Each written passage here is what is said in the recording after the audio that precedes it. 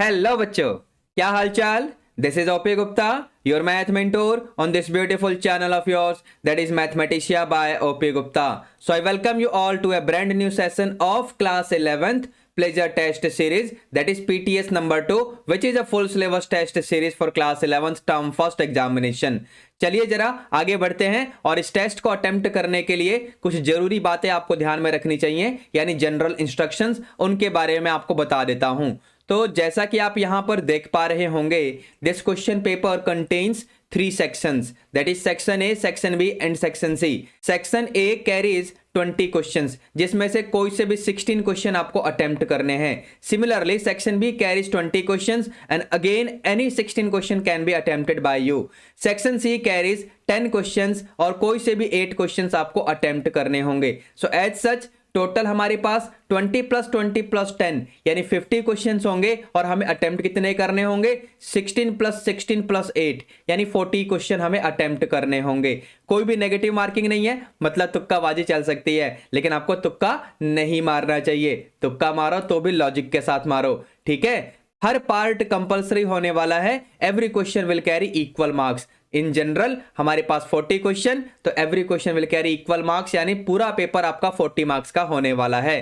ठीक है बच्चों, अब इससे पहले कि हम आज के टेस्ट के पहले क्वेश्चन की तरफ चलें, जरा इसे प्यारे से क्वेश्चन का जवाब तो देते चलो. तो बताइए जरा, चैनल को सब्सक्राइब तो कर लिया है ना? चैनल को सब्सक्राइब कर लेना, बेल नोटिफिकेशन प्रेस कर लेना और इस वीडियो को अपने सभी क्लासमेट्स के साथ शेयर भी कर देना. ठीक है बच्चों, अब चलते हैं फाइनली और 11th क्लास का टेस्ट नंबर 2 का पहला क्वेश्चन देखते हैं. चलिए जरा. तो जैसा कि आप यहां पर देख पा रहे हैं, मैं इस पीडीएफ को ओपन करके आपके सामने लेकर आ गया हूं, which is test number 2 of class 11th. Instructions तो वैसे ही हैं जैसा कि आपको दिख रहा होगा. पूरा पेपर 90 मिनट्स यानी 1.5 आवर्स ड्यूरेशन का होने वाला है. मैक्सिमम मार्क्स ऑलरेडी बता चुका हूं मैं, 40 मार्क्स. ठीक है, तो यहां पर पहला क्वेश्चन जैसा कि आप देख पा रहे होंगे, सेक्शन ए का पहला क्वेश्चन यहां पर हम सॉल्व करने वाले हैं. तो यहां पर क्या बोला हुआ है बच्चों? इफ a + iota b is equal to c + iota d, then which of the following is true. देखो सिंपल सी बात है, ये जो यहां पर कंडीशन लिखी हुई है ना, ये यहां पर इस तरीके से लिखा हुआ है कि यहां पर एक कंसेप्ट लगेगा जिसको हम बोलते हैं इक्वलिटी ऑफ कॉम्प्लेक्स नंबर्स. समझे? और दो कॉम्प्लेक्स नंबर जब इक्वल होते हैं तो उनके रियल पार्ट भी इक्वल होते हैं और उनके इमेजिनरी पार्ट्स भी इक्वल होते हैं. तो इस वजह से यहां पर हम कह सकते हैं कि a will be equal to c and b will be equal to d. अब ऐसा यहां पर कहां पर दिख रहा है बच्चों? a equals c and b equals d, यानी ऑप्शन सी में आप चेक कर सकते हैं. यानी क्वेश्चन नंबर 1 का ऑप्शन सी बिल्कुल ठीक हो जाएगा बच्चों. ठीक है, अब आगे बढ़े. अगला क्वेश्चन यहीं पर आपको दिख रहा होगा, यानी क्वेश्चन नंबर 2. तो इसमें क्या बोला हुआ है? n ऑफ a दे रखा है, n ऑफ b दे रखा है, यानी number of elements in set a and in set b, कितने एलिमेंट्स होंगे ये हमको बता रखा है.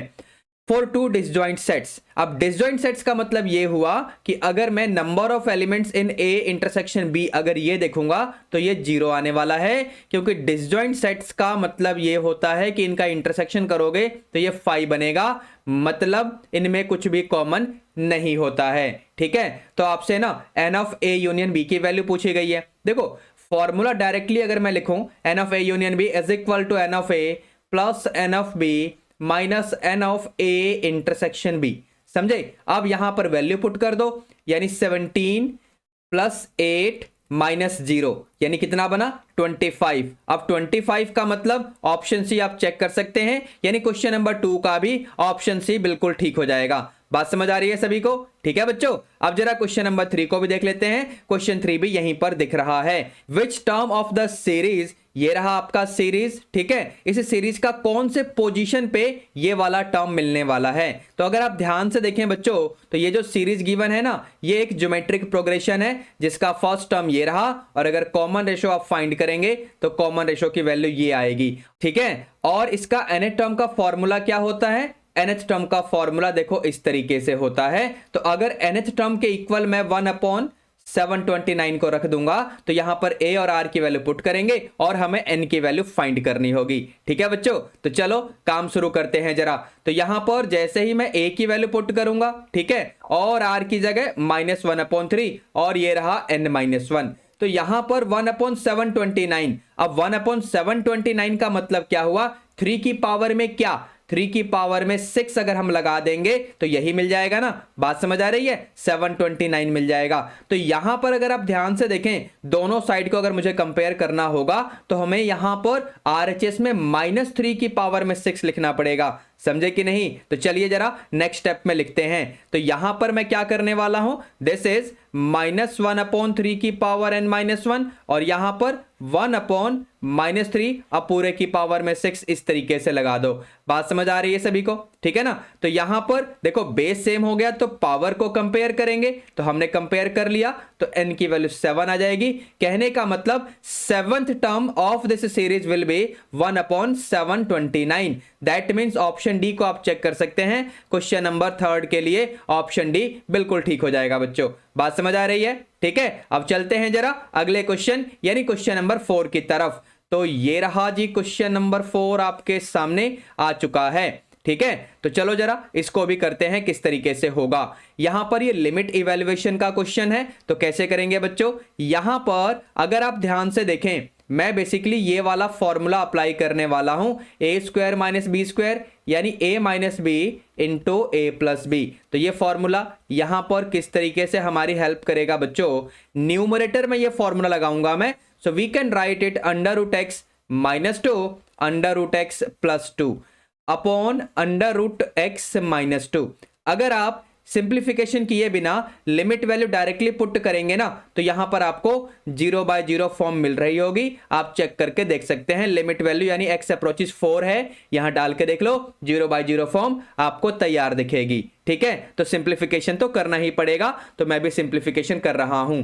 यहां पर जैसे ही आप ऑब्जर्व करेंगे ये √x - 2 वाला टर्म कैंसल आउट हो जाएगा and we will be left only with limit x approaches 4 और यहां फंक्शन मिलेगा देखो इस तरीके से। यहां पर लिमिट वैल्यू यानी x की जगह 4 डालेंगे, √4 + 2 यानी 2 + 2 यानी 4। तो 4 का मतलब यह हुआ कि ऑप्शन डी को आप चेक कर सकते हैं। क्वेश्चन नंबर 4 के लिए ऑप्शन डी बिल्कुल ठीक हो गया।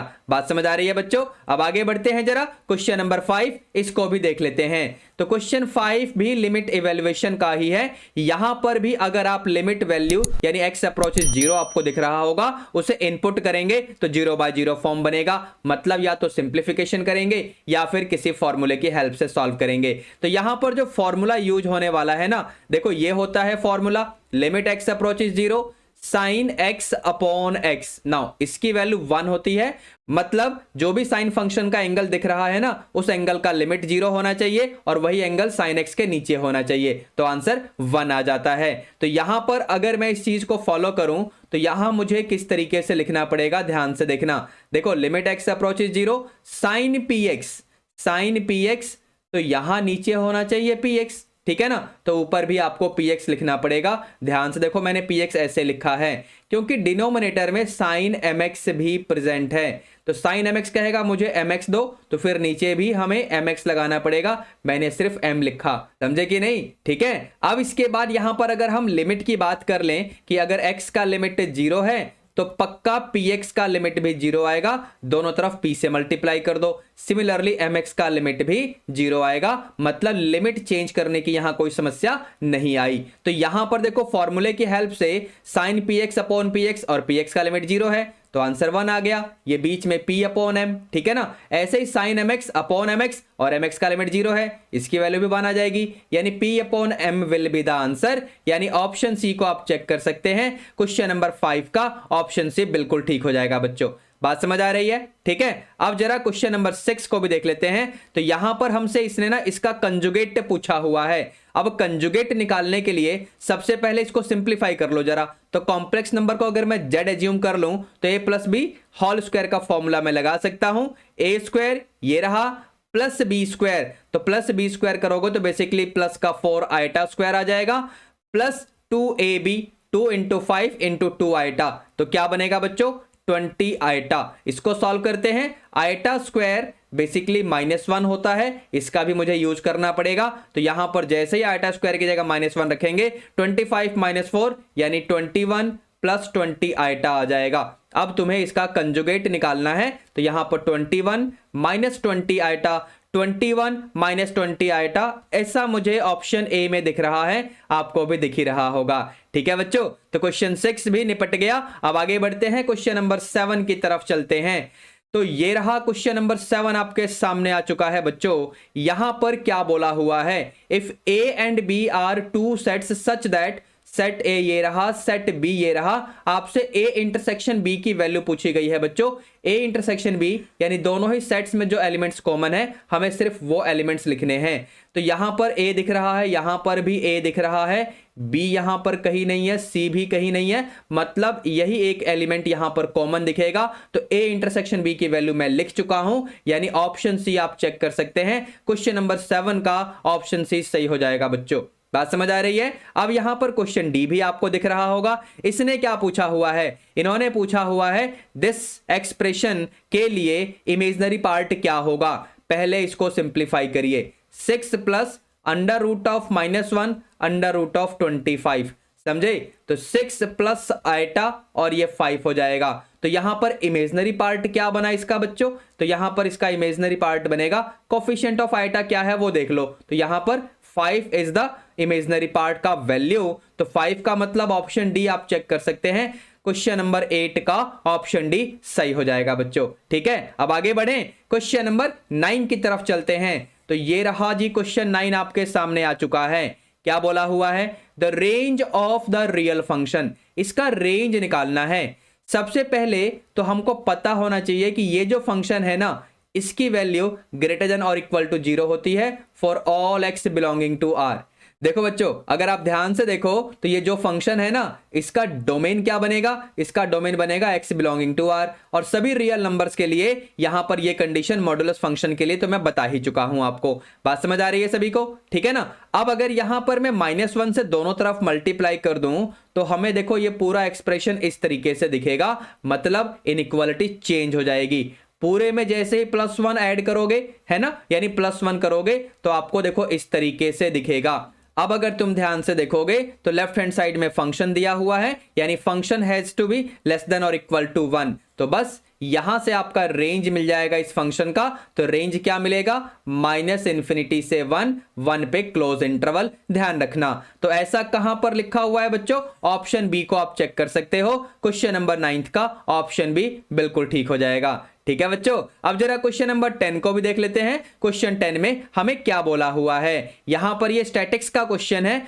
n यानी नंबर ऑफ ऑब्जर्वेशन 80 दिया हुआ है, हमसे समेशन ऑफ fi इनटू ये डेविएशंस दिया हुआ है ना, तो इसकी वैल्यू दे रखी है 592। आपसे mean deviation about the mean पूछा हुआ है, mean deviation about the mean. तो फॉर्मूला क्या होता है, समेशन fi इनटू di मतलब डेविएशंस, जो कि इन्होंने यहां दे रखा है। di क्या है बच्चों, xi माइनस मीन, है ना, पूरे का मॉडुलस ले लेते हैं, और नीचे नंबर ऑफ ऑब्जर्वेशन। तो ये बनेगा 592 अपॉन 80। 80 को ऐसे लिख लो, कोई प्रॉब्लम तो नहीं है। ठीक है, चलो 8 से डिवाइड करते हैं, क्या बनेगा बच्चों, 8 7 जा 56, है ना, कैरी 3। तो यहां पर देखो इस तरीके से आएगा, नीचे 10 पहले से ही है, तो 7.4 यानी ऑप्शन ए को चेक करो। क्वेश्चन नंबर 10 का ऑप्शन ए बिल्कुल ठीक हो जाएगा। बात समझ आ रही है, ठीक है बच्चों। अब जरा क्वेश्चन नंबर 11 को भी देख लेते हैं। तो क्वेश्चन 11 ये रहा आपके सामने, the mean of first 5 prime numbers. तो सबसे पहले प्राइम नंबर क्या होते हैं बताइए। प्राइम नंबर्स यानी वो नंबर जो कि सिर्फ अपने आप से या 1 से डिवाइड होते हैं। तो पहला प्राइम नंबर यहां पर क्या हुआ बच्चों, यानी अगर मैं ऑब्जर्वेशंस लिखूंगा तो सबसे पहले 2, फिर आपका 3, फिर 5, फिर 7 और फिर 11। तो फर्स्ट 5 प्राइम नंबर तो मैंने लिख लिए। ठीक है, अब इन सभी को मुझे ऐड करना पड़ेगा, यानी समेशन xi निकालना पड़ेगा। तो समेशन xi निकालो भैया, 2 + 3 5 + 5 10 प्लस 7 यानी 17, 17 प्लस 11 क्या बनेगा 28। और यहां नंबर ऑफ ऑब्जर्वेशंस कितने हैं, तो 5 ऑब्जर्वेशंस हैं। इसने सिर्फ आपसे मीन पूछा हुआ है, सो 28 अपॉन 5। ठीक है, तो यहां पर जैसे ही आप डिवाइड करेंगे, किस पे डिवाइड होगा बच्चों ये, तो 5 5 जा 25, यहां पर कैरी 3 आएगा, 3 के आगे 0 लगाएंगे, तो यहां पर 5.6 यानी ऑप्शन डी को आप चेक कर सकते हैं। क्वेश्चन नंबर 11 का ऑप्शन डी सही हो गया। ठीक है बच्चों, अब जरा क्वेश्चन नंबर 12 को भी देख लो। तो क्वेश्चन 12 में क्या बोल रहा है, slope of a line which passes through the points. देखो अगर किसी लाइन का स्लोप निकालना है, कोई भी लाइन, अगर x1 y1 एक पॉइंट ये दे दिया और एक पॉइंट दे दिया आपको x2 y2, तो कोई भी लाइन अगर दो पॉइंट से पास कर रही है, पॉइंट्स मैंने ऐसे लिखे हुए हैं, तो स्लोप निकालने का फॉर्मूला यानी y2 minus y1 upon x2 minus x1, इस तरीके से फॉर्मूला होता है ना। अब यहां पर दो पॉइंट्स आपको दे रखे हैं, किसी को भी x1 y1 और किसी को भी x2 y2 बोल दो, आपका काम हो जाएगा। तो यहां पर देखो, यहां पर 1 माइनस 0 यानी इसको मैं x2 y2 बोलूंगा, ठीक है ना। तो y2 minus y1 upon x2 minus x1 यानी क्या बात बनी, तो -1 का मतलब ऑप्शन ए को आप चेक कर सकते हैं। क्वेश्चन नंबर 12 के लिए ऑप्शन ए बिल्कुल ठीक हो जाएगा। बात समझ आ रही है बच्चों, ठीक है। अब आगे बढ़ते हैं, जरा क्वेश्चन नंबर 13 की तरफ चलते हैं। तो ये रहा क्वेश्चन 13, अगेन लिमिट इवैल्यूएशन का ही क्वेश्चन है, लेकिन ये डायरेक्ट फॉर्मूला है बच्चों। तो डायरेक्ट फॉर्मूला है तो मतलब इसका आंसर सीधा 1 बता दो, 1 यानी ऑप्शन बी को चेक कर लो। क्वेश्चन नंबर 13 का ऑप्शन बी सही हो जाएगा, नॉलेज बेस्ड क्वेश्चन, ठीक है ना। अब आगे बढ़े, क्वेश्चन नंबर 12 की तरफ चलते हैं। तो ये रहा क्वेश्चन नंबर 12 आपके सामने आ चुका है, हमसे इसका वैल्यू पूछा गया है। देखो सिंपल सा कंसेप्ट है। अब कंसेप्ट बेसिकली ये है कि i की पावर में 4n, अगर ऐसे लिखोगे तो आंसर 1 आएगा। i की पावर में 4n प्लस 1 तो आंसर i की पावर 1 रहेगा। i की पावर 4n प्लस 2 तो answer i square which is actually -1। i की power 4n plus 3 which means i की power 3 which is minus iota. समझे, तो ये तो कंसेप्ट हुआ। अब यहां पर अगर इस चीज को मैं अप्लाई करूं तो न्यूमरेटर में आप देख पाएंगे ये तो आइटा बन जाएगा और ये बनेगा minus of minus iota upon में 2, यानी ये बनेगा 2 आइटा अपॉन में 2। That means we are going to get only iota. समझे, तो ओनली आइटा का मतलब ऑप्शन बी को आप चेक कर सकते हैं। क्वेश्चन नंबर 14 का ऑप्शन बी बिल्कुल ठीक हो जाएगा। बात समझ आ रही है सभी को, ठीक है बच्चों। अब जरा क्वेश्चन 15 को देख लेते हैं। तो क्वेश्चन नंबर 15 में क्या बोला हुआ है, विच of the following is the fourth term from and in this series. अगर आप लोग ध्यान से देखें बच्चों, तो ये जो सीरीज है ना, यहां पर एक की जगह 1 और कॉमन डिफरेंस आप चेक करके देखो तो 7 आने वाला है, मतलब गिवन सीरीज अर्थमेटिक प्रोग्रेशन है। लेकिन हमें यहां पर जो फोर्थ टर्म निकालना है ना, वो एंड से निकालना है। तो हम लोग क्या करने वाले हैं, यहां जो भी सीरीज गिवन है ना, उसको रिवर्स कर देंगे। तो रिवर्स करेंगे मतलब लास्ट टर्म सबसे आगे आ जाएगा और इस तरीके से आपका जो पहला टर्म है वो सबसे पीछे हो जाएगा, मतलब लास्ट में आपको देखो इस तरीके से मिलेगा। तो अब जो नया सीरीज मिला ये भी अर्थमेटिक प्रोग्रेशन ही रहेगा।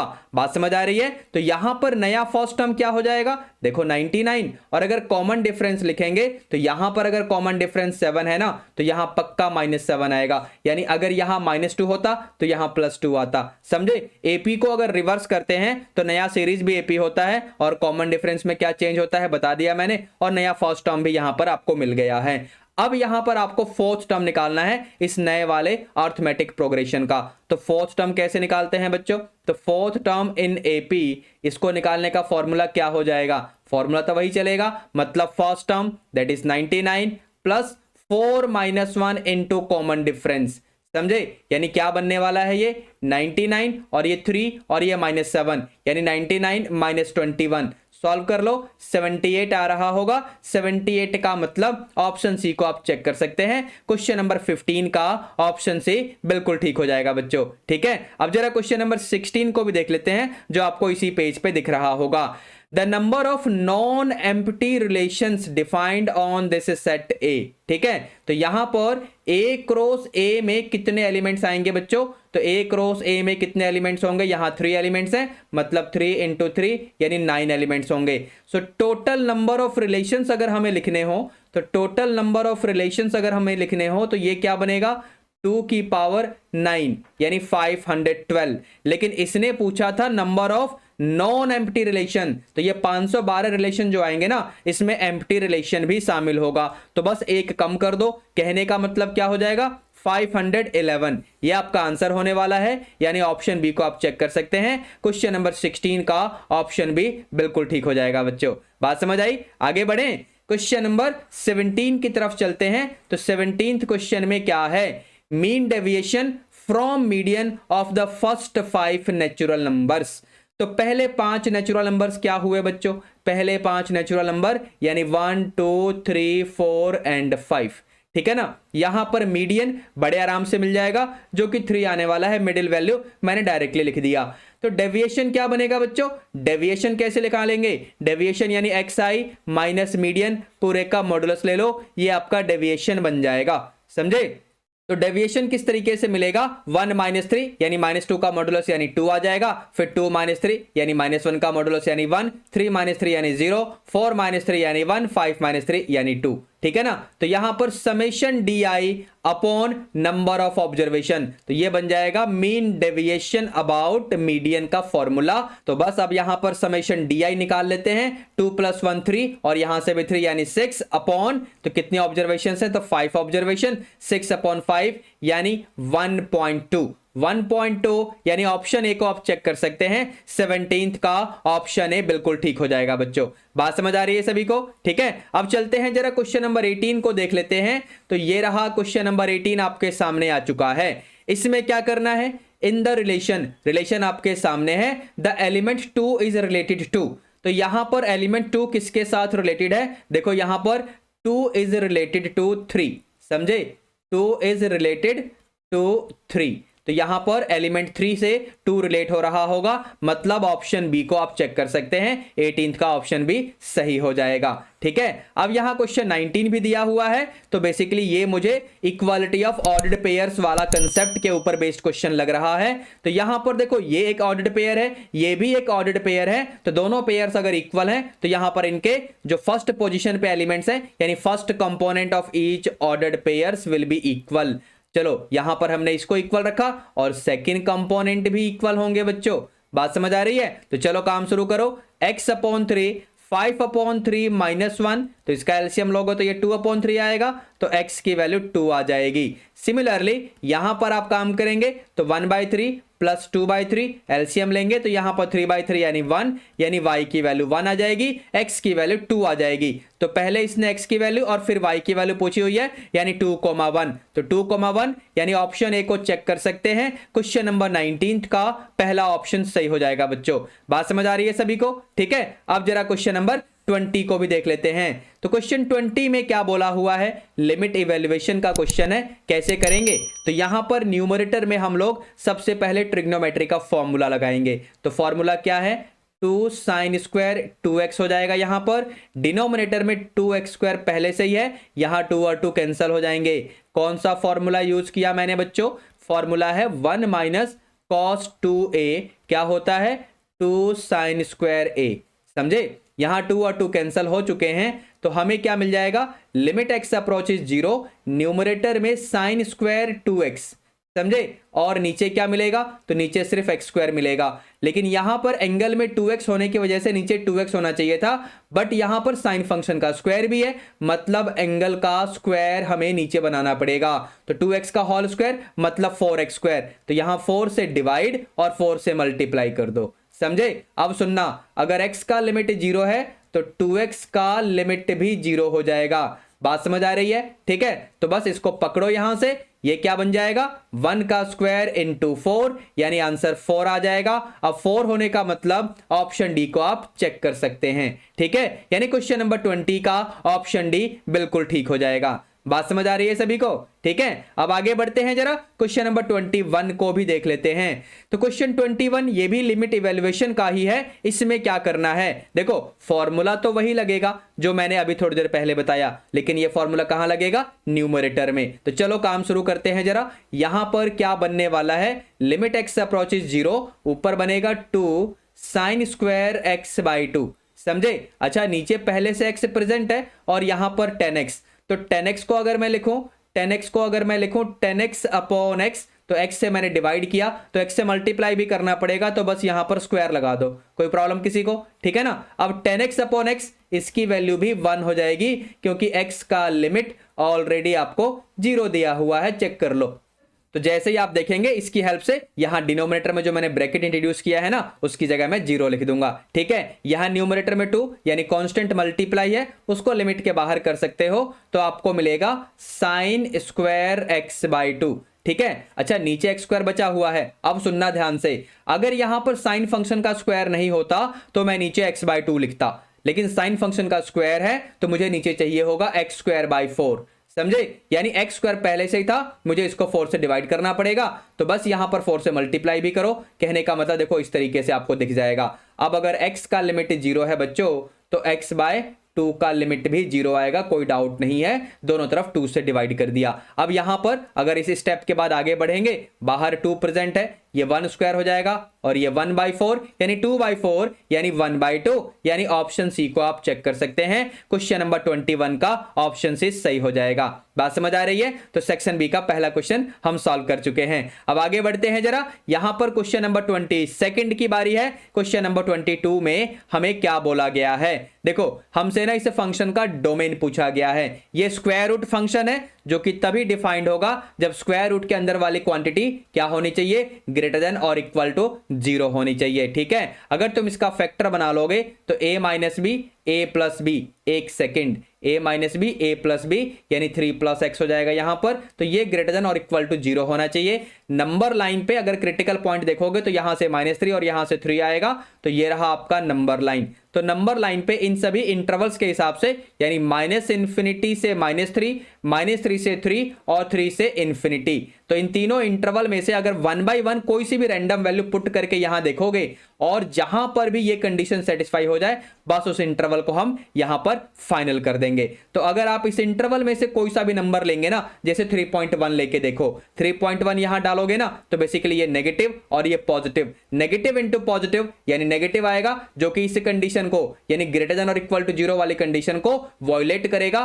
तो इसको तो हमें रिजेक्ट करना पड़ेगा। सिमिलरली यहां भी चेक करके देख लो, प्रॉब्लम आएगी, लेकिन यहां से कोई सा भी नंबर लोगे ना, यानी इस इंटरवल में से कोई सा भी नंबर लोगे तो कोई समस्या नहीं होगी, यानी LHS will be greater than और इक्वल टू 0, कोई प्रॉब्लम नहीं आएगी। समझे? तो यहां पर x पे क्या कंडीशन बन जाएगी? x पे कंडीशन बनेगी कि x इस इंटरवल में लाई करना चाहिए, तो बस यही आपका डोमेन हो जाएगा इस फंक्शन का, यानी ऑप्शन ए को आप चेक कर सकते हैं। क्वेश्चन नंबर 22 का पहला ऑप्शन सही हो जाएगा बच्चों। ठीक है, अब क्वेश्चन नंबर 23 यहीं पर आपको दिख रहा होगा, इसने पूछा है additive inverse of this complex number. ठीक है, कोई भी कॉम्प्लेक्स नंबर अगर आपको गिवन है और उसका एडिटिव इनवर्स पूछा गया है, तो बस उसको -1 से मल्टीप्लाई कर दो, है ना, यानी एडिटिव इनवर्स ऑफ z आपको फाइंड करना है, तो आपको क्या लिखना होगा? -z। समझे? तो इसका आंसर क्या आ जाएगा बच्चों? इसका आंसर बन जाएगा 2 प्लस आइटा। अब 2 प्लस आइटा मुझे ऑप्शन बी में दिख रहा है, आपको कहां दिख रहा है? चेक कर लो। ठीक है, क्वेश्चन नंबर 23 का ऑप्शन भी सही हो जाएगा। ठीक है, अब आगे बढ़ते हैं, क्वेश्चन नंबर 24 की बारी।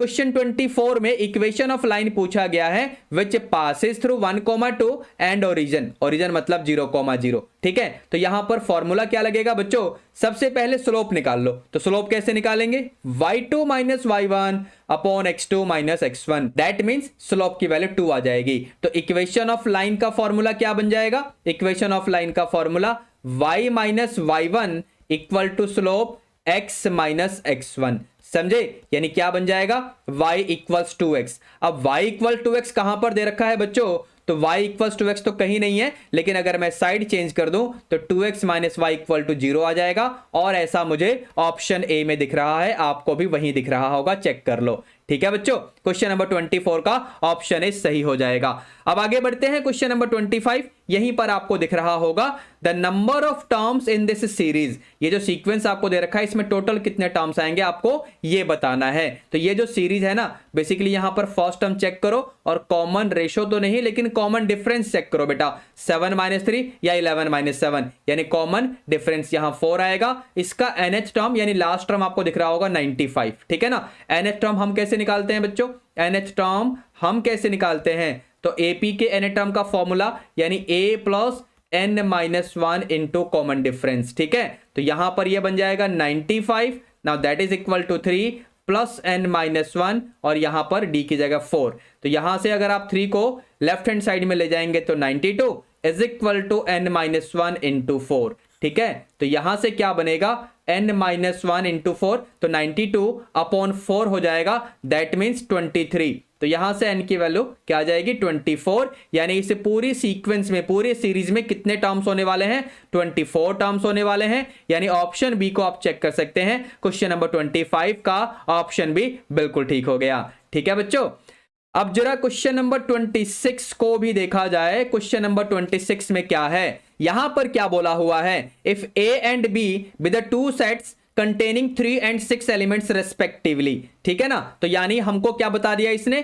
कि सेट ए में कितने एलिमेंट हैं, तो 3 एलिमेंट्स हैं, सेट बी में कितने एलिमेंट्स हैं, तो 6 एलिमेंट्स हैं। Then the minimum number of elements in A intersection B. देखो बेटा, ए इंटरसेक्शन बी का मतलब क्या होता है कि कॉमन एलिमेंट्स दोनों सेट्स में कौन कौन से हैं उनका कलेक्शन आप बना देते हो, यानी common elements in both the sets A and B. तो अगर इनका कलेक्शन आप बनाते हो तो ए इंटरसेक्शन बी मिल जाता है, ठीक है। तो सेट ए में 3 एलिमेंट है, सेट बी में 6 एलिमेंट है, यानी अगर मुझे कॉमन एलिमेंट्स चाहिए होंगे ना तो मैक्सिमम कॉमन एलिमेंट्स 3 मिलेंगे। तो मिनिमम कॉमन एलिमेंट्स कितने मिलेंगे बेटा, एक भी एलिमेंट्स कॉमन ना हो, ऐसी सिचुएशन भी तो हो सकती है ना, यानी minimum number of common elements कितने दिखेंगे ए इंटरसेक्शन बी के लिए, तो minimum number of elements in A intersection B 0 हो सकते हैं। 0 यहां पर कहीं नहीं लिखा हुआ है, मतलब ऑप्शन डी को आप मार्क कर सकते हैं, यानी क्वेश्चन नंबर 26 का ऑप्शन डी हो जाएगा। यहां पर एक बात और मैंने आपको बताई थी डिस्कशन में कि अगर मैक्सिमम नंबर ऑफ एलिमेंट्स पूछा गया होता तो ज्यादा से ज्यादा 3 एलिमेंट्स कॉमन आते, यानी maximum number of elements in A intersection B कितना होता, तो 3 होता, है ना। उस केस में ऑप्शन ए को हम मार्क कर देते। फिलहाल ऐसा नहीं करना है, यहां ऑप्शन डी सही होगा, क्योंकि मिनिमम नंबर ऑफ एलिमेंट्स कितने आएंगे बेटा, तो मिनिमम नंबर ऑफ एलिमेंट्स 0 आएंगे, ये बात याद रखना, ठीक है। चलिए यहां पर आगे बढ़ते हैं, क्वेश्चन नंबर 27 की बारी। तो 27 में हमें एक सेट ए दिया हुआ है और हमसे नंबर ऑफ एलिमेंट पूछा है ए क्रॉस ए में। सुनना, यहां पर कितने एलिमेंट है बेटा, तो यहां पर 2 एलिमेंट हैं, तो number of elements in A cross A ये कितना आएगा, तो N of A into N of A, समझे, यानी 2 इंटू 2 यानी 4। अब 4 का मतलब ऑप्शन बी को आप चेक कर सकते हो, क्वेश्चन नंबर 27 का ऑप्शन बी बिल्कुल ठीक हो जाएगा। बात समझ आ रही है, सिंपल सा क्वेश्चन है। क्वेश्चन नंबर 28 की बारी। तो ये रहा क्वेश्चन नंबर 28 आपके सामने, the distance of this point from this line, ठीक है ना, इस लाइन से इस पॉइंट का आपको डिस्टेंस निकालना है।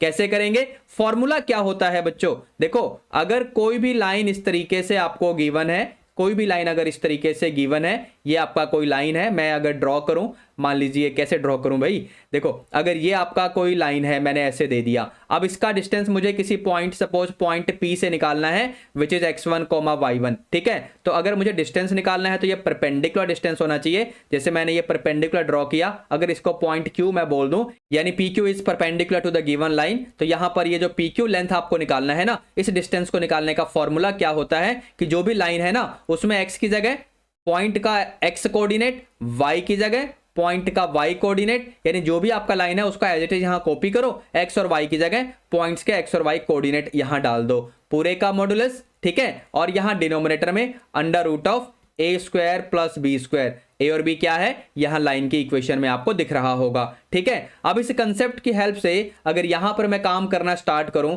तो जो भी डिस्टेंस मुझे निकालना है वो क्या आएगा बच्चों, तो 4 इंटू 1 माइनस 3 इंटू 3 माइनस 5 पूरे का मॉडुलस अपॉन अंडर रूट में 4 का स्क्वायर यानी 16 प्लस माइनस 3 का स्क्वायर यानी 9, ठीक है। ऊपर क्या बनेगा, 4 1 जा 4 है ना, और ये क्या बनेगा -9 और ये क्या बनेगा माइनस का 5, मतलब क्या बन रहा है ऊपर बच्चों 4 - 9 यानी माइनस का 5 -5 यानी माइनस का 10, लेकिन मॉडुलस है तो आपको यहां प्लस का 10 मिलेगा, नीचे अंडर रूट 25 यानी ये 5 हो जाएगा, मतलब 2 units will be the answer. अब 2 यूनिट्स यानी ऑप्शन डी को आप चेक कर सकते हैं, क्वेश्चन नंबर 28 का ऑप्शन डी बिल्कुल ठीक हो जाएगा। बात समझ आ रही है सभी को, ठीक है। अब आगे बढ़ते हैं, जरा क्वेश्चन नंबर 29 को देखते हैं, यहीं पर मुझे दिख रहा है in a distribution if variance is 9, किसी डिस्ट्रीब्यूशन में वेरिएंस की वैल्यू हमको दे रखी है, यानी इसकी वैल्यू हमको दे रखी है, तो इसका स्टैंडर्ड डेविएशन क्या होगा। स्टैंडर्ड डेविएशन देखो वेरिएंस ये रहा, तो स्टैंडर्ड डेविएशन इन सिग्मा मतलब अंडर रूट ऑफ वेरिएंस, समझे यही होता है ना बेटा, तो under root of 9, under root of 9 यानी 3 यानी ऑप्शन सी को आप चेक कर सकते हैं, क्वेश्चन नंबर 29 के लिए ऑप्शन से बिल्कुल ठीक हो जाएगा, ठीक है बच्चों। अब जरा क्वेश्चन नंबर 30 को भी देख लेते हैं, तो ये रहा क्वेश्चन नंबर 30, यहां पर आपको कॉम्प्लेक्स नंबर z दे रखा है, आपसे इसकी वैल्यू पूछी गई है, ठीक है। अगर आप चाहें तो डायरेक्टली प्रॉपर्टी यूज कर लो, यानी ये बन जाता है मॉडुलस ऑफ z का होल स्क्वायर, समझे। तो इसका मतलब क्या हो जाएगा, अंडर रूट में 2 का स्क्वायर प्लस √3 का होल स्क्वायर, और देखो मॉड जेड का स्क्वायर था, यानी ब्रैकेट में जो अभी दिख रहा है ना तुम्हें, अंडर रूट के अंदर वाली पूरी क्वांटिटी अंडर रूट के साथ, ठीक है। तो ये ब्रैकेट के अंदर की चीज जो भी है वो मॉडुलस ऑफ जेड है, इसका स्क्वायर किया मैंने, तो यहां पर क्या बन जाएगा 2 का स्क्वायर प्लस √3 का स्क्वायर यानी 3, यानी आंसर 7 आ जाएगा। या तो ऐसे करो या फिर कैसे करो, या फिर आप इसका पहले बार जेड निकालो, तो बार जेड कैसे आएगा 2 माइनस √3 आएगा, है ना, कंजुगेट। अब क्या करो जेड इंटू बार जेड यानी 2 प्लस √3 आएटा, इसको मल्टीप्लाई करो 2 माइनस √3 आएटा के साथ। ए प्लस बी ए माइनस बी वाला फॉर्मूला लगा लो, ए प्लस बी ए माइनस बी वाला फॉर्मूला, मतलब ए स्क्वायर यानी 2 का स्क्वायर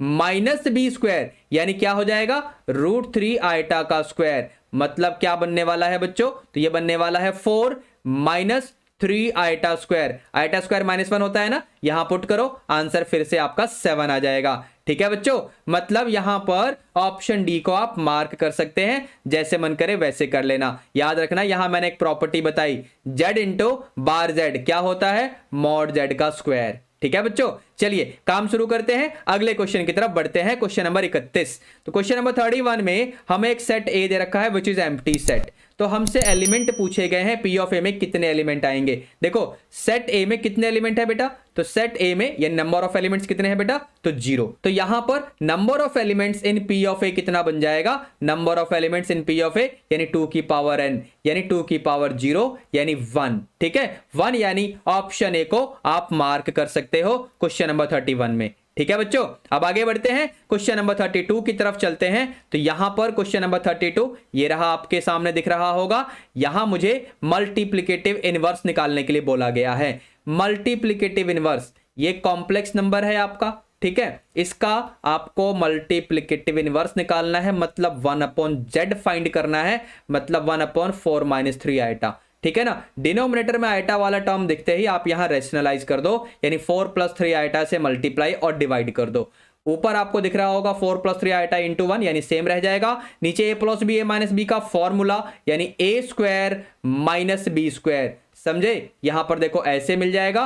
तो ऊपर आपका बनेगा 4 + 3 आइटा और नीचे 16 + 9 क्योंकि आइटा स्क्वायर -1 होता है यानी ये 25 आ जाएगा। जिसको आप स्टैंडर्ड फॉर्म में लिखना चाहो तो ऐसे लिख सकते हो, या फिर अपने ऑप्शंस में टैली करके देख सकते हो उन्होंने किस फॉर्म में लिखा हुआ है।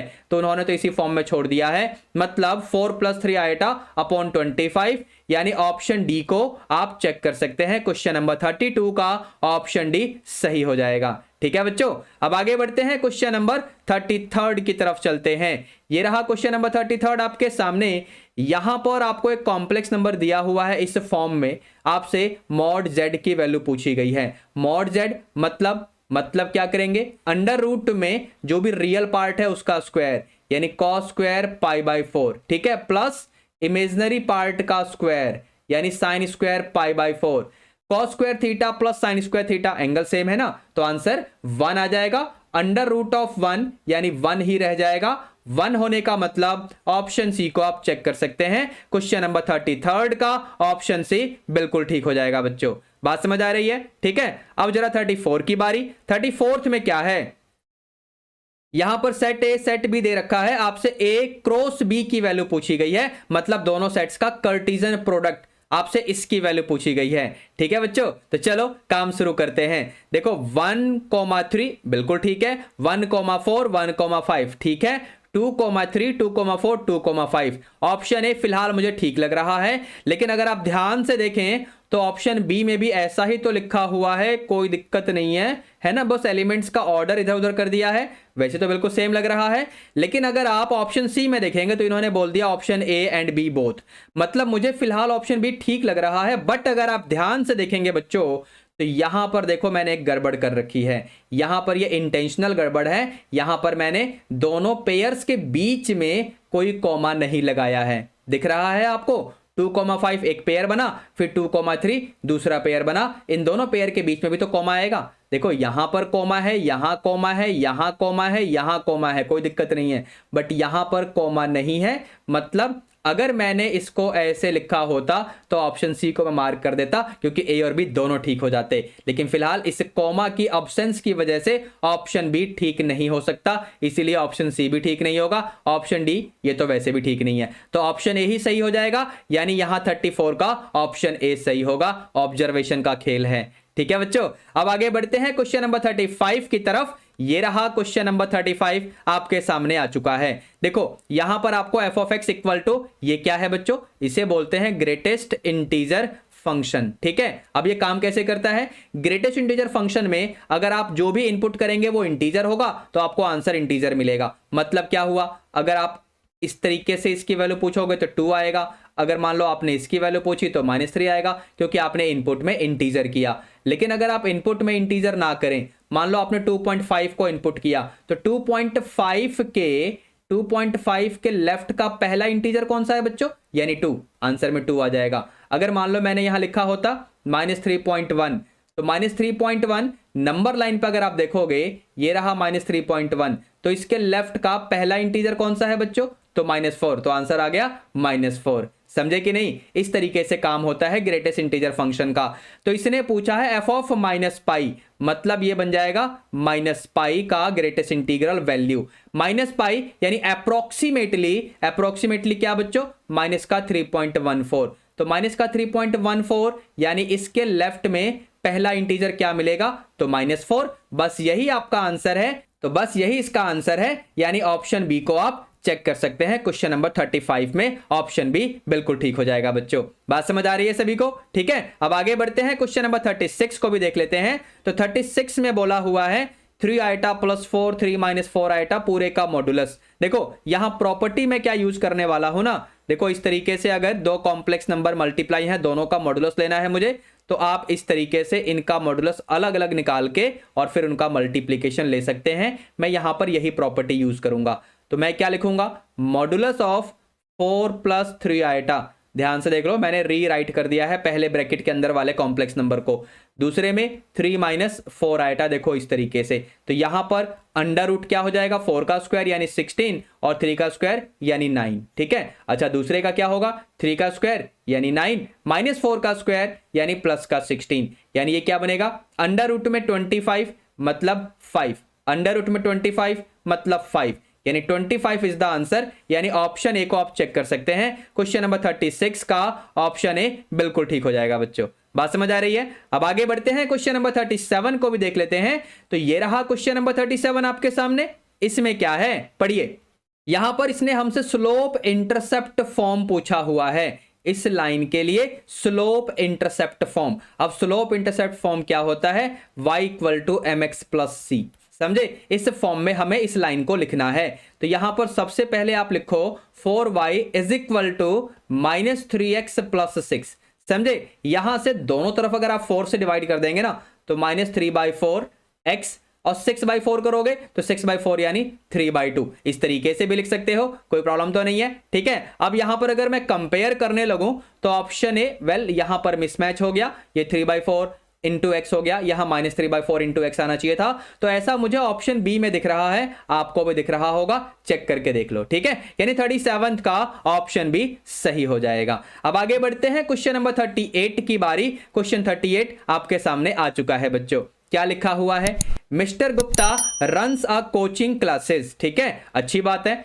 There are a total of 450 students enrolled in the coaching class. If 320 students are enrolled in the subject math, यानी अगर M4 मैथ अगर मैं ऐसे ले लूं तो 320 स्टूडेंट मैथ वाले हैं, 270 are enrolled in the subject chemistry, यानी N of C कितना बन गया 270, और टोटल बच्चे 450 थे, याद रखना। How many of the students are enrolled in both the subjects, देखो यहां पर M यूनियन C आपको दे रखा है 450, क्योंकि किसी भी कोचिंग क्लास में कोई फालतू का बच्चा तो जाएगा नहीं, जो भी जाएगा कुछ पढ़ने ही जाएगा ना। जब यहाँ मैथ और केमिस्ट्री की क्लासेस चल रही हैं तो टोटल बच्चे 450 ही होंगे, है ना। वो सारे के सारे कुछ ना कुछ पढ़ रहे होंगे, या तो मैथ या केमिस्ट्री या दोनों सब्जेक्ट, है ना, ठीक है। तो यहां पर M यूनियन C की वैल्यू आपको दे रखी है, आपसे पूछा हुआ है N of M intersection C, यानी दोनों सब्जेक्ट में प्रेजेंट स्टूडेंट्स कौन से हैं। तो यहां पर फॉर्मूला आप चेक करो एक बार, मैं किस तरीके से आपके लिए लिख रहा हूं, समझे आप लोग? ठीक है, तो यहां पर क्या बनेगा, यह है आपका 320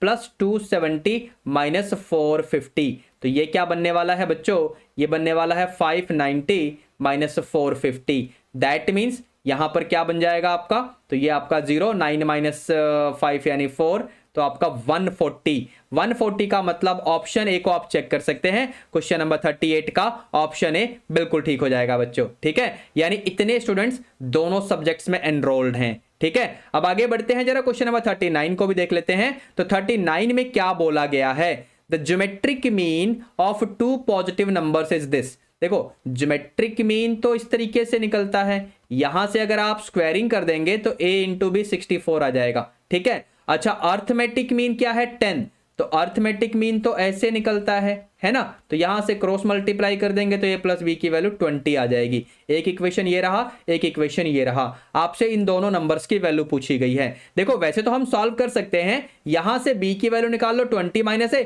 उसको यहां पर डाल दो, सॉल्व कर लो, क्वाड्रेटिक इक्वेशन बन जाएगा, बड़े आराम से काम कर लोगे। लेकिन ऑप्शंस होने का हम फायदा भी तो उठा सकते हैं, हम यहां पर वो वाले ऑप्शन चेक कर लेंगे जो यहां पर इस वाले इक्वेशन को, अगर इसको मैं सेकंड इक्वेशन और इसे फर्स्ट इक्वेशन बोलूं, दोनों को सेटिस्फाई कर दे। ठीक है, तो अगर पहले ऑप्शन को देखोगे तो पहले ऑप्शन वाला दोनों इक्वेशन को सेटिस्फाई नहीं करेगा, खत्म करो इसे। दूसरे ऑप्शन को देखोगे तो दूसरे ऑप्शन की चीजें यानी सेकंड इक्वेशन को सेटिस्फाई कर रही हैं, 16 इंटू 4 64, और पहले इक्वेशन को भी सेटिस्फाई कर रहा है 16 प्लस 4 यानी 20, यानी बस इसी को मार्क कर दो, यानी 39 का ऑप्शन भी बिल्कुल ठीक हो जाएगा। बात समझ आ गई कैसे हमने सॉल्व किया? चलते हैं आगे जरा क्वेश्चन नंबर 40 की तरफ। तो ये रहा क्वेश्चन नंबर 40, यहां पर आपको इसकी वैल्यू बतानी है। देखो i की पावर में 1000 इज अ मल्टीपल ऑफ 4, मतलब इसका आंसर 1 आएगा। 1001, जब इसको तुम 4 से डिवाइड करोगे तो रिमाइंडर 1 आएगा, मतलब आंसर बनेगा i की पावर 1। यहां पर 1002 को अगर 4 से डिवाइड करोगे तो रिमाइंडर 2 आएगा, मतलब i की पावर 2। सिमिलरली लास्ट वाले में रिमाइंडर 3 आएगा, मतलब i की पावर 3, ये आंसर आ जाएगा। समझे? तो यहां पर क्या बनेगा 1 प्लस आइटा, अब आइटा स्क्वायर यानी -1, आइटा क्यूब यानी माइनस आइटा। तो यहां पर अगर सिंप्लीफाई करेंगे आप तो आपको दिखेगा 0। अब 0 का मतलब तो ऑप्शन डी हुआ, एक बार चेक करिए, क्वेश्चन नंबर 40 का ऑप्शन डी सही हो जाएगा बच्चों। ठीक है, इसी के साथ हम लोगों ने सेक्शन ए और सेक्शन बी के सारे क्वेश्चन कंप्लीट कर लिए हैं। अब सेक्शन सी के क्वेश्चंस की बारी है, चलिए इसका भी निपटारा करते हैं। तो यहां पर हमें टोटल 10 क्वेश्चंस मिलेंगे, जिसमें केस स्टडी भी इंक्लूड होगा, लेकिन हमें टोटल कोई से भी 8 क्वेश्चन सॉल्व करने होंगे। चलिए काम शुरू करते हैं क्वेश्चन 41 से। तो यहां पर आपको एक रिलेशन दिया हुआ है इस तरीके से, हमसे इस रिलेशन का क्या पूछा है, तो हमसे इस रिलेशन का डोमेन पूछा गया है। ठीक है, तो यहां पर x और y कोई से भी होल नंबर हो सकते हैं, तो होल नंबर का मतलब यहां पर 0 से हम कहानी अगर शुरू करें, यानी अगर x की जगह मैं 0 पुट करूंगा तो y स्क्वायर विल बी 25, यानी y को हमें 5 देना पड़ेगा, मतलब एक पेयर बनेगा 0,5। मैं रिलेशन का रोस्टर फॉर्म लिख रहा हूं बच्चों, ठीक है ना। इसी तरीके से अगर मैं यहां पर अगर x की जगह 1 ले लूं, क्योंकि 1 तो होल नंबर है, लेकिन in that case y square will be 24, तो y एक होल नंबर नहीं आ पाएगा। मेरी बात समझ रहे हैं आप लोग? अगर मैंने x की जगह 1 लिया तो y आपका क्या आ जाएगा, अंडर रूट ऑफ 24 यानी 2√6, तो ये होल नंबर नहीं होगा, इसलिए 1,2√6 यहां पर मैं नहीं लिख पाऊंगा। मेरी बात समझ आई? यानी x की जगह 1 नहीं ले पाएंगे, सिमिलरली x की जगह 2 नहीं ले पाओगे। लेकिन अगर x की जगह आपने 3 लिया, अगर x की जगह 3 लिया तो 3 का स्क्वायर 9, 25 माइनस 9 यानी y स्क्वायर क्या बन जाएगा, x की जगह 3 लोगे तो y स्क्वायर आपका बनेगा 25 माइनस 9 यानी 16 का रूट हो जाएगा y, तो दैट मीन्स 4, यानी 3,4 लिखा जा सकता है। ऐसे ही 4,3 भी लिख सकते हो, ऐसे ही 5,0 भी लिख सकते हो। आपका रिलेशन आप लिख चुके हैं। अब अगर इसका डोमेन आपसे पूछा हुआ है तो हर ऑर्डर्ड पेयर का पहला कंपोनेंट यहां पर डाल दो, तो 0,3,4,5, तो बस 0,3,4,5 आपको ऑप्शन सी में दिख रहा होगा। क्वेश्चन नंबर 41 का ऑप्शन सी सही हो गया बच्चों। ठीक है, अब आगे बढ़ते हैं क्वेश्चन नंबर 42 की तरफ। तो ये रहा क्वेश्चन नंबर 42। अब इसमें क्या करना है बच्चों, यहां पर एक बड़ा प्यारा सा वेन डायग्राम आपको दिख रहा होगा। ठीक है, इस वेन डायग्राम की हेल्प से आपको A intersection B intersection C की वैल्यू बतानी है। कुछ देर पहले मैंने किसी क्वेश्चन में इंटरसेक्शन का मतलब बताया था। जब सेट्स का इंटरसेक्शन लिया जाता है तो हमें बस कॉमन एलिमेंट देखना होता है। तो यहां पर अगर आप देखेंगे तो वेन डायग्राम में बेसिकली जो सर्कल है ना, यहां पर ये सेट ए का सर्कल है, तो इस सेट ए के सर्कल में जितने एलिमेंट्स दिख रहे हैं वो सेट ए के एलिमेंट हैं। ऐसे ही सेट बी के सर्कल में जो एलिमेंट्स दिख रहे हैं वो सेट बी के एलिमेंट, सिमिलरली सेट सी के एलिमेंट सेट सी के सर्कल में दिख रहे होंगे। तो तीनों ही सर्कल जहां पर ओवरलैप्ड हैं वहां पर कॉमन एलिमेंट्स दिखेंगे। मतलब आप 8 पे निशाना लगाओ, यही आपका एलिमेंट है। आपसे इसने एलिमेंट पूछा हुआ है, एलिमेंट पूछा है आपसे इसने, इसकी वैल्यू नहीं पूछी। इसकी वैल्यू पूछेगा तो आप ऐसे लिखोगे, इसने इसके एलिमेंट की वैल्यू पूछी है तो आंसर 8 आएगा। 8 मतलब ऑप्शन ए। ऑप्शन बी को देख लो, मैंने बता दिया इसने सेट की वैल्यू नहीं पूछी है, वरना ऑप्शन बी को हम मार्क करते। बात समझ आ रही है? ठीक है, तो ऑप्शन ए को क्यों मार्क किया? क्योंकि इसने आपसे एलिमेंट पूछा है। ठीक है बच्चों, अब आगे बढ़ते हैं, जरा क्वेश्चन नंबर 43 को देखते हैं। तो 43 में क्या बोला गया है इसको भी देखो जरा। यहां पर variance of 15 observation is known to be 6, अच्छी बात है। If each observation is increased by 8 then the resultant variance will be, यानी नया वेरिएंस क्या होगा आपसे ये पूछा गया है। देखो अगर आपके पास ऑब्जर्वेशंस एक्स आई हैं, हर ऑब्जर्वेशन में आपने कोई भी कांस्टेंट ऐड या सब्ट्रैक्ट कर दिया तो रिजल्टेंट वेरिएंस पे कोई फर्क नहीं पड़ता है, यानी वेरिएंस विल रिमेन अनअफेक्टेड। समझे? यानी ऑप्शन सी को मैं यहां मार्क कर दूंगा, क्वेश्चन नंबर 43 का ऑप्शन सी सही हो जाएगा। ठीक है बच्चों, अब जरा 44 की बारी। 44 में क्या बोला हुआ है? The perpendicular distance of a line L from the origin is 7 centimetre and slope of the line L is -1, then the equation of this line. अब यहां पर डायग्राम बना लेते हैं जरा सिचुएशन को समझने के लिए। देखो यहां पर अगर मैं X axis and Y axis को प्लॉट करूं, ये आपका एक्स एक्सिस हो गया, ये आपका वाई एक्सिस हो गया। तो इसने बोला है perpendicular distance of a line L from origin is 7 and slope of this line is -1। तो अगर मैं यहां पर लाइन L को कंसीडर कर लूं कि लाइन L देखो कुछ इस तरीके से बनेगा, है ना, क्योंकि स्लोप -1 है ना, यानी यहां पर एंगल पक्का 135 डिग्री बन रहा होगा। तो ये आपका लाइन L है बच्चों। इसका स्लोप तो मुझे पता है, स्लोप में कोई प्रॉब्लम नहीं है। ठीक है, और एंगल के बारे में बता दिया मैंने कि ये 135 डिग्री यानी 3π/4 बनेगा, उसमें भी कोई प्रॉब्लम आपको नहीं होनी चाहिए। अब इसका डिस्टेंस अगर मैं ओरिजिन से देख रहा हूं ना, ये परपेंडिकुलर डिस्टेंस की बात कर रहा है, तो ये डिस्टेंस ने 7 यूनिट दिया हुआ है, 7 सेंटीमीटर दे रखा है।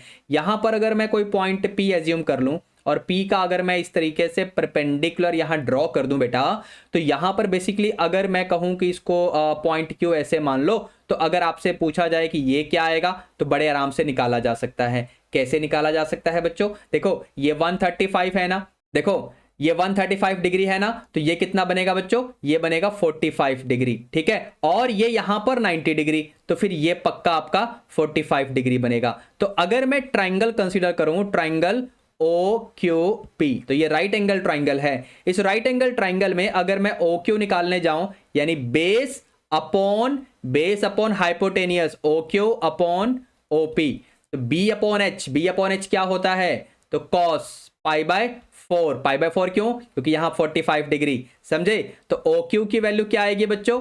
OQ की वैल्यू आएगी OP इंटू 1/√2, cos π/4 की वैल्यू 1/√2, तो ये बन जाएगा 7/√2। ठीक है, इसी तरीके से अगर मैं आपसे PQ कहूंगा तो PQ यानी परपेंडिकुलर अपॉन OP यानी हाइपोटेनियस, तो ये बनेगा आपका sin π/4। बात समझ आ रही है आप लोगों को मैं क्या कर रहा हूं? तो यहां से sin π/4 की वैल्यू भी यही होती है 1/√2, है ना। तो यहां से PQ क्या मिल जाएगा? OP यानी 7/√2, ये भी आ जाएगा। तो यहां से पॉइंट P बड़े आराम से आपको मिल गया। OQ की वैल्यू यानी 7/√2, ठीक है, और यहां से PQ की वैल्यू यानी 7/√2। समझे? तो यहां पर लाइन L का मुझे पॉइंट भी मिल चुका है और स्लोप तो पहले ही पता था। तो बस इसका अगर इक्वेशन लिखना हो तो इक्वेशन ऑफ लाइन L क्या बन जाएगा? y - y1 equal to slope x - x1। समझे बच्चों?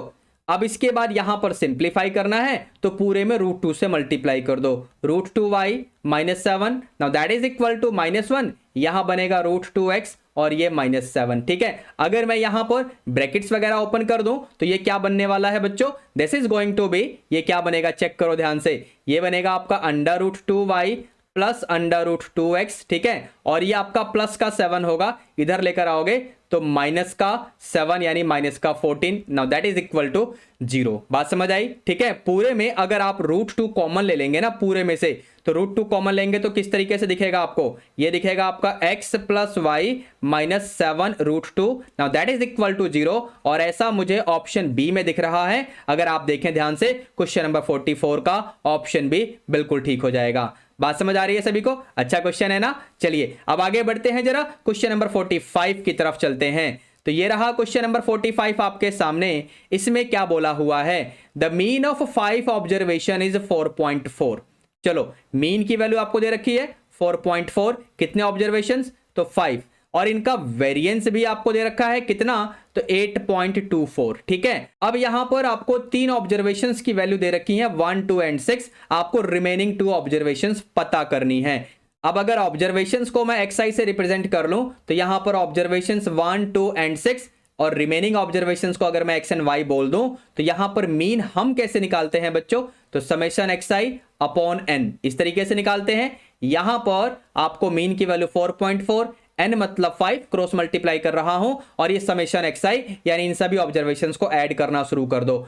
1 + 2 यानी 3 + 6 यानी 9 प्लस x प्लस वाई, ठीक है, ये बनेगा 22, माइनस 9 करोगे यानी x plus Y equal to क्या आ जाएगा, 22 माइनस 9 यानी 13, ठीक है ना। यानी दोनों ऑब्जर्वेशंस को ऐड करने पे 13 मिलना चाहिए। तो अगर यहां पर मैं ऑप्शंस को एनालाइज करूं ना, तो कौन से ऑप्शंस में ऑब्जर्वेशंस को ऐड करने पे 13 मिल रहा होगा, तो ऑप्शन डी में ही मिल रहा है। कहने का मतलब यहां पर डी को मार्क कर सकते हो। फिर आप ये पूछोगे कि सर इसका तो यूज कुछ किया ही नहीं मैंने। देखो मजे की बात यह है, यहां पर मैंने एमसीक्यू होने का फायदा उठाया। अगर इसका भी यूज करना है तो कैसे करोगे, देखो 8.24 यानी वेरिएंस हम कैसे निकालेंगे, हम निकालेंगे summation xi square upon n minus mean का स्क्वायर, ऐसे ही निकालोगे ना। तो यहां पर देखो समेशन xi स्क्वायर यानी इन सभी का स्क्वायर करके ऐड कर दो, तो क्या बनेगा, 1 का स्क्वायर 1, 2 का स्क्वायर यानी 4 आ जाएगा, तो 1 + 4 प्लस 6 का स्क्वायर यानी 36, ये बनेगा 41 प्लस x का स्क्वायर प्लस y का स्क्वायर। बात समझ आ रही है सभी को? नीचे आपका 5 है ही नंबर ऑफ ऑब्जर्वेशंस, माइनस 4.4 का होल स्क्वायर, ये पूरा किसके इक्वल है, 8.24 के इक्वल है, ठीक है बच्चों। इसको सिंप्लीफाई कर लेना, एक इक्वेशन यहां से बनेगी, एक इक्वेशन यहां पहले ही आप बना चुके हो। दोनों को सॉल्व करना तो आपको x और y की प्रॉपर वैल्यू मिल जाएगी। मुझे सॉल्व करके और मैसेज करके बताना। मैसेज कहां करोगे, टेलीग्राम का ग्रुप ज्वाइन कर लेना। ग्रुप का लिंक आपको इस वीडियो के डिस्क्रिप्शन बॉक्स में मिल जाएगा, ठीक है। वहां पर मैसेज करके बताना कि आप लोगों ने इसका पूरा सॉल्यूशन कर लिया है। मुझे मैसेज करके पूरा सॉल्यूशन भेज ही देना, ठीक है। चलिए अब आगे बढ़ते हैं, इसके बाद हम केस स्टडी क्वेश्चंस की तरफ चलेंगे, ठीक है बच्चों। तो चलिए जरा, तो ये रहा हमारा केस स्टडी क्वेश्चन। जैसा कि आप देख पा रहे हैं क्या बोला हुआ है, a piece of land owned by a farmer is triangular in shape, see the figure given below. इस तरीके से कोई लैंड है जो कि ट्राइंगुलर शेप में दिया गया है, ठीक है। और इस ट्राइंगल की साइड्स को रिप्रेजेंट करने वाले यहां पर इक्वेशंस भी आपको दिख रहे होंगे। यानी ए बी साइड के लिए x plus Y equal to 0, ऐसे ही बी सी साइड के लिए x माइनस के इक्वल टू 0, और सी ए साइड के लिए x minus Y equal to 0, ठीक है। ट्राइंगल्स की साइड्स को रिप्रेजेंट करने वाले इक्वेशंस हमारे सामने हैं। The sides of the field are represented by, वो तो मैं पहले ही बता चुका हूं, ठीक है ना। Based on the given information answer the following questions. अब हमारे पास कुछ क्वेश्चंस गिवन है, इनका हमें आंसर करना है। तो पहला क्वेश्चन क्या है आपके सामने, वर्टेक्स ए आपको पता करना है। तो वर्टेक्स ए, जैसा कि डायग्राम में आप देख पा रहे होंगे, ए बी और ए सी के इंटरसेक्शन से वर्टेक्स ए बनेगा। तो इन दोनों की इक्वेशंस को सॉल्व कर लो, यानी इन दोनों को सॉल्व कर लो। जैसे ही सॉल्व करना चाहोगे दोनों को ऐड कर दो, क्या बनेगा, देखो x plus Y equal to 0, ये ए बी का है, x minus Y equal to 0 ये ए सी का है। दोनों को सॉल्व करने के लिए दोनों को ऐड करूंगा मैं, तो 2x इक्वल टू 0, यहां से x की वैल्यू 0 आ जाएगी, तो पक्का y भी 0 आएगा। यानी पॉइंट ए के कोऑर्डिनेट्स मिल चुके हैं 0,0, 0,0, यानी ऑप्शन बी को मार्क कर सकते हो क्वेश्चन नंबर 46 में। बात समझ आई सभी को, ठीक है। अब आगे बढ़े, जरा क्वेश्चन नंबर 47 को देखते हैं। तो 47 में इसने कोऑर्डिनेट्स ऑफ वर्टेक्स बी पूछा हुआ है। डायग्राम को फिर से देखते हैं। वर्टेक्स बी का मतलब क्या है बच्चों, वर्टेक्स बी का मतलब है ए बी और बी सी का इंटरसेक्शन। अब ए बी का मतलब तो ये लाइन है ना, और बी सी का मतलब ये वाली लाइन, ठीक है ना बच्चों, इनको सॉल्व करना है। यहां से आप देख पा रहे होंगे x की वैल्यू k आएगी, तो यहां पर x की जगह अगर आप k डालेंगे तो y विल बी -x यानी -k, यानी वर्टेक्स b क्या मिल जाएगा आपको, तो x की जगह k और y की जगह -k। तो कौन से वाला ऑप्शन, तो यहां पर k, -k, एक बार चेक करो 47 में ऐसा कहां पर है, ऑप्शन सी आपको दिख रहा होगा। बात समझ आ रही है बच्चों, ठीक है। अब 48 क्वेश्चन में इसने वर्टेक्स सी भी पूछ लिया है, चलो इसको भी देख लेते हैं डायग्राम के हिसाब से। तो डायग्राम के हिसाब से वर्टेक्स सी कब मिलेगा, जब AC और BC, एक बार देखो ध्यान से, AC और BC इंटरसेक्ट करेंगे, ठीक है। तो AC का इक्वेशन आपके सामने है, क्या है बच्चों AC का इक्वेशन, x - y = 0, और BC का इक्वेशन यानी x - k = 0, आप चेक कर सकते हैं BC का इक्वेशन यही है, ठीक है बच्चों। यहां पर भी देख सकते हो ना, कोई दिक्कत नहीं है। चलो इनको सॉल्व करते हैं जरा। तो यहां से x की वैल्यू y के इक्वल आएगी और यहां से x की वैल्यू k के इक्वल आएगी। कहने का मतलब यह हुआ कि y भी k हो जाएगा, तो बस वर्टेक्स C क्या आ जाएगा, x की जगह k और y की जगह भी k, तो मतलब k, k, यानी ऑप्शन ए को आप चेक कर सकते हैं। क्वेश्चन नंबर 48 का ऑप्शन ए बिल्कुल ठीक हो जाएगा, ठीक है बच्चों। अब आगे बढ़ते हैं जरा, क्वेश्चन 49 में क्या पूछा हुआ है।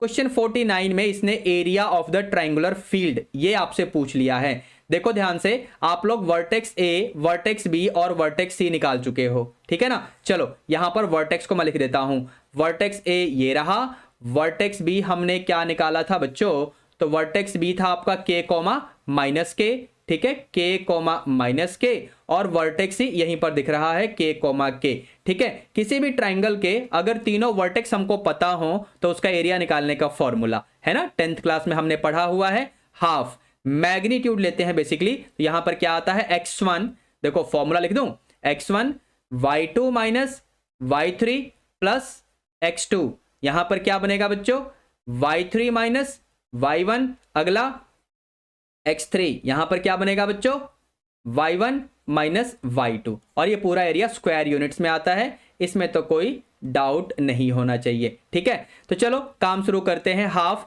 x1 का मतलब 0, अब y2 एंड y3 का मतलब आपको दिख रहा होगा, तो -k हो जाएगा। अब 0 से मल्टीप्लाई करोगे फर्क तो कुछ भी नहीं पड़ेगा, लेकिन दिखाना तो पड़ेगा। अब यहां पर x2 का मतलब तो k है, ठीक है। अब y3 ये रहा और y1 का मतलब 0 है बेसिकली, ठीक है बच्चों। अब x3 का मतलब भी k है, अच्छा y1 का मतलब तो ये रहा, लेकिन y2 का मतलब -k होने की वजह से ये प्लस का k हो जाएगा इस तरीके से, ठीक है बच्चों। तो यहां पर मॉडुलस के अंदर क्या मिलेगा, 0 इंटू कुछ भी खत्म, ये k² और ये भी k², यानी ये बनेगा 2k² का मॉडुलस, और बाहर 1/2 पहले से ही प्रेजेंट है, यानी हमें मिलेगा k², है ना। तो ये क्या बन जाएगा, k², स्क्वायर यूनिट्स लिखो या यूनिट्स स्क्वायर लिखो, तो ऐसा मुझे ऑप्शन बी में दिख रहा है, यानी क्वेश्चन नंबर 49 का ऑप्शन बी बिल्कुल ठीक हो जाएगा। बात समझ आ रही है, ऑप्शन बी में आप चेक कर लो। अब आगे बढ़ते हैं क्वेश्चन नंबर 50 की तरफ, यानी लास्ट क्वेश्चन की तरफ। तो यहां पर क्या बोला हुआ है, for the triangle ABC which of the sides are perpendicular to each other, जो भी ट्राइंगल ABC आपके पास है उसमें से कौन सी साइड्स एक दूसरे के ऊपर परपेंडिकुलर हैं। तो इसके लिए मैं स्लोप कंसेप्ट की हेल्प से काम करूंगा। अब स्लोप कंसेप्ट की हेल्प से काम करने के लिए मुझे यहां पर फिर से वर्टेक्स की जरूरत पड़ेगी, तो वर्टेक्स ABC में फिर से लिख लेता हूं। यहां पर ये रहा वर्टेक्स A, ये रहा आपका वर्टेक्स B, और ये आपका वर्टेक्स C यानी k, k। एक बार मैं रिकन्फर्म कर लेता हूं, एक बार देख लो, बिल्कुल ठीक है, कोई दिक्कत नहीं है। तो यहां पर अब मुझे स्लोप कंसेप्ट की हेल्प से सारा काम करना है, तो कैसे करेंगे, देखो यहां पर अगर मैं AB लाइन का स्लोप निकालूं, AB लाइन का स्लोप निकालूं, फिर ऐसे ही आप BC लाइन का स्लोप निकालना, फिर आप AC या CA लाइन का स्लोप निकालना। चलो काम शुरू करते हैं जरा। तो यहां पर AB लाइन का स्लोप निकालोगे तो y2 - y1 यानी -k - 0 अपॉन k - 0, यानी ये बनेगा -1, ठीक है। अब जरा BC लाइन का स्लोप निकालते हैं, तो BC लाइन का स्लोप निकालोगे तो k - यानी प्लस का k हो जाएगा, और अपॉन k - k यानी ऊपर आपका 2k अपॉन 0, कहने का मतलब ये नॉट डिफाइंड हो जाएगा, यानी इसको मैं 1/0 लिख लेता हूं, नॉट डिफाइंड। बात समझ आ रही है सभी को, ठीक है। अच्छा CA का स्लोप निकालोगे तो CA का स्लोप निकालने का मतलब क्या हुआ, 0 - k यानी -k हो जाएगा, और यहां पर 0 - k यानी ये भी -k हो जाएगा, कहने का मतलब -k अपॉन -k यानी 1 आ जाएगा। अब यहां पर अगर मैं दो लाइंस के डिफरेंट स्लोप्स का प्रोडक्ट देखूं तो कहां पर स्लोप्स का प्रोडक्ट करने पे -1 आ रहा है, तो अगर मैं स्लोप ऑफ AB का प्रोडक्ट ले लूं स्लोप ऑफ CA के साथ, तो ये क्या बनने वाला है, -1 × 1, यानी क्या बनने वाला है, -1, कहने का मतलब ये हुआ कि A B will be perpendicular to C A. बात समझ आ रही है? तो यही साइड्स आपकी परपेंडिकुलर होंगी, ए बी एंड सी ए, या ए बी और ए सी बोल दो। तो ये रहा आपका ऑप्शन सी, यानी क्वेश्चन नंबर 50 का ऑप्शन सी बिल्कुल ठीक हो गया बच्चों। ठीक है, तो बस बच्चों इसी के साथ हम लोगों ने pleasure test series number 2 for class 11th का सॉल्यूशन कंप्लीट कर लिया। अब हम लोग मिलेंगे नेक्स्ट लेक्चर में, जहां हम लोग टेस्ट नंबर 3 का सॉल्यूशन डिस्कस करेंगे। ठीक है बच्चों, तो इसी के साथ हम लोग आज का सेशन तो वाइंड अप करेंगे। अब मिलेंगे हम लोग नेक्स्ट लेक्चर में। Till then be good, take care, all the best, thank you.